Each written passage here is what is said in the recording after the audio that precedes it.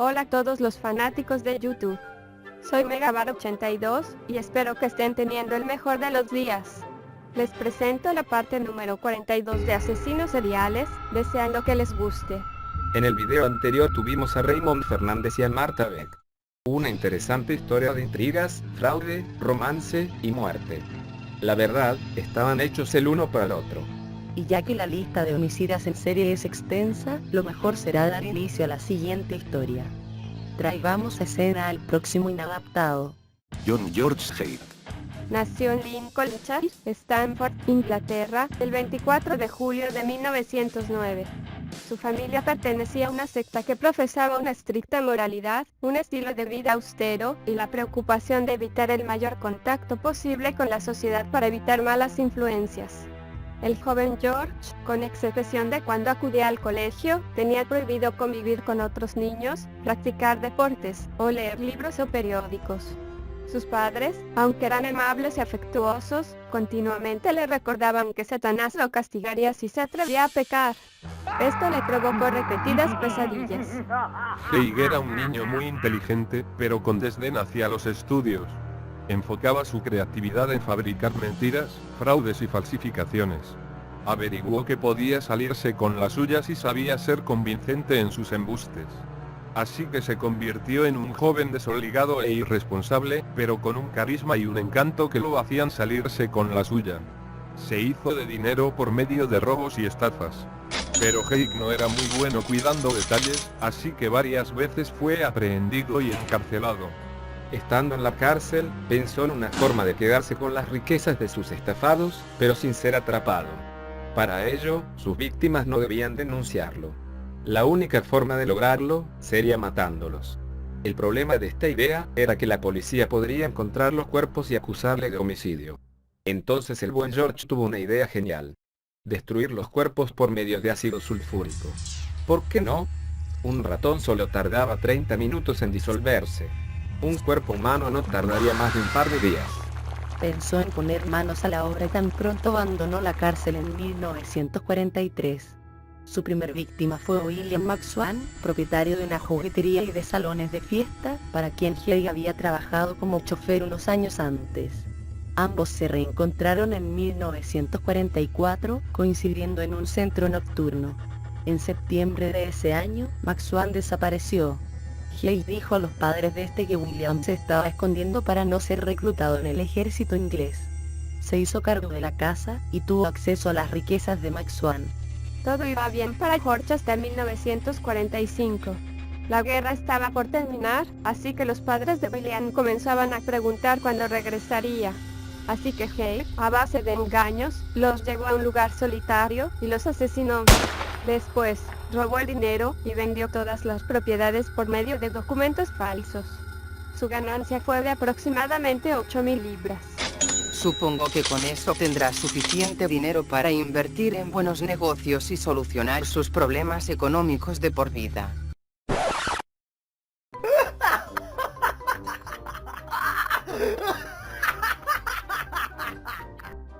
Pues no. Haidt era adicto a los buenos autos, la ropa de marca, los clubes nocturnos y los juegos de azar. Además, se le ocurrió mudarse a una costosa pero confortable pensión en Kensington. Y es que como buen estafador, Haidt sabía que la imagen que proyectaba a sus semejantes era lo más importante. Siempre aparecía en público elegantemente trajeado y calzando unos zapatos impecables. Decía ser director general de una empresa metalúrgica de ingeniería llamada Horsfield Products, y en busca de nuevos negocios. Además, era un hombre moreno, maduro y atractivo. Sumado a su encanto natural y a su facilidad para mentir, George no tuvo problemas para aparentar ser un verdadero hombre de éxito. Su estilo de vida dicharachero lo dejó sin efectivo en 1947, así que había que volver a poner manos a la obra. Sus siguientes víctimas fueron Archibald Henderson y su esposa, quienes también eran magnates. George les hizo pensar que estaba interesado en comprar una propiedad que los Henderson tenían a la venta. Con el pretexto de querer mostrarles un invento, los llevó a una pequeña bodega que había rentado y los mató a balazos. Replicando lo hecho con los McSwan, falsificó una carta poder y vendió las propiedades de los Henderson. Y otra vez, el dinero le duró menos que una manuela de quinceañero. Llegó un momento en el que apenas tenía dinero para sobrevivir. Pero a principios de 1949, encontró una nueva oportunidad en la viuda Olive Durand Deacon, quien también era huésped de la pensión. Ella se acercó a Haight para proponerle un negocio de venta de uñas postizas. George se mostró interesado y le pidió a la viuda que lo visitara en su fábrica. 4 días después ella se presentó en un almacén de Leopold Road. Ahí, Haight la mató y la despojó de sus objetos de valor. Luego de obtener el botín, regresó a la pensión. Al día siguiente, el mismo George mencionó su preocupación al no ver a la señora Durand durante el desayuno. También dijo que ella había faltado a la cita que tenían el día anterior. Así, junto con varios otros inquilinos de la pensión, Haight acudió a la policía para reportar la desaparición. La investigación poco a poco se centró en George. Era de llamar la atención que un hombre de negocios exitoso como él quisiera involucrarse en la venta de uñas postizas.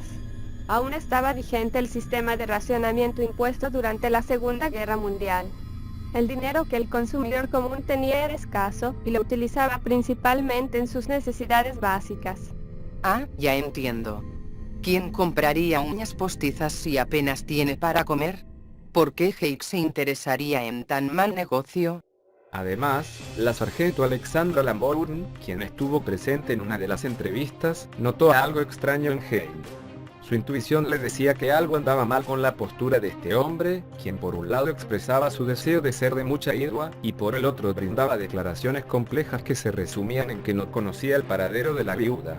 Gracias a la recomendación de Lambourne, el detective Sim descubrió que Haight tenía antecedentes penales por fraude y robo. También encontró que George no era el director de Horse Products, sino solo un representante que contrataban de vez en cuando.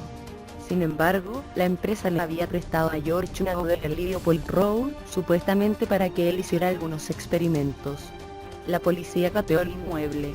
Encontraron botes de pintura, trapos, un delantal, guantes y botas de goma muy manchados con productos químicos, una máscara antigas, una bomba de mano y varios bidones llenos de ácido sulfúrico. En una sombrerera hallaron cupones de racionamiento, licencias de conducir, certificados de matrimonio, identificaciones que no estaban a nombre de Haight, un recibo de tintorería y una pistola calibre 38 disparada recientemente, acompañada de municiones. Las paredes estaban manchadas de sangre. La escena parecía gritar la palabra homicidio. Los policías averiguaron que el recibo de tintorería correspondía al abrigo que pertenecía a la viuda Durand. También rastrearon las piedras preciosas, localizándolas en una joyería en Sussex. El joyero describió al hombre que le había vendido las piedras. Concordaba con George. Todo parecía apuntar a que la viuda sí había acudido a la cita con Haight. El 28 de febrero, un día después del cateo, George fue llevado a la comisaría para ser interrogado.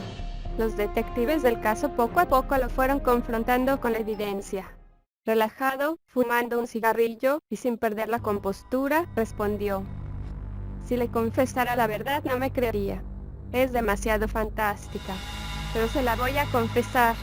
La señora Durand ya no existe. Le disparé a la cabeza mientras estaba mirando unas hojas de papel para confeccionar sus uñas postizas. Después fui por un vaso y le hice un corte con mi navaja en la garganta. Llené el vaso de sangre y me lo bebí hasta saciar mi sed.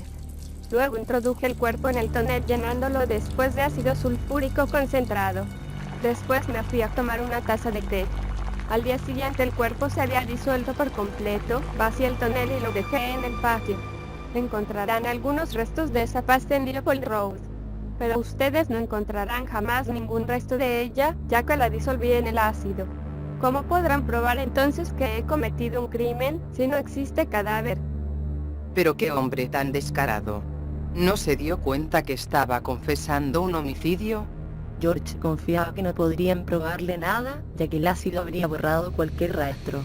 Pero no contaba con el trabajo forense del Dr. Keith Simpson, quien había localizado restos de la viuda Durand en un charco de grasa mezclada con ácido.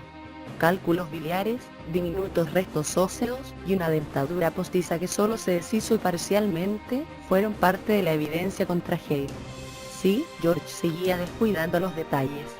Su juicio, bautizado como el del asesino del baño de ácido y posteriormente como el del vampiro de Londres, fue uno de los más seguidos por los medios ingleses, al grado de que varios periódicos fueron sancionados por sensacionalismo.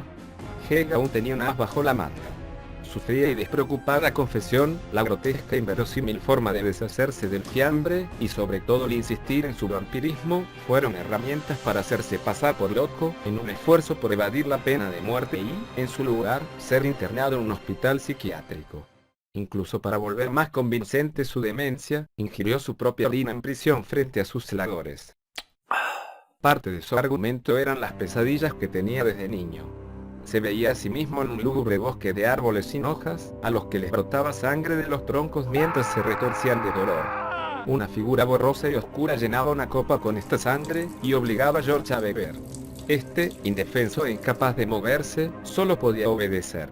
El macabro ser le decía que la única forma de librarse de esa tortura era matar en el mundo real.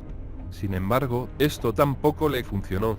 El especialista que analizó a George declaró que este sabía que estaba violando la ley, y que era un mentiroso compulsivo.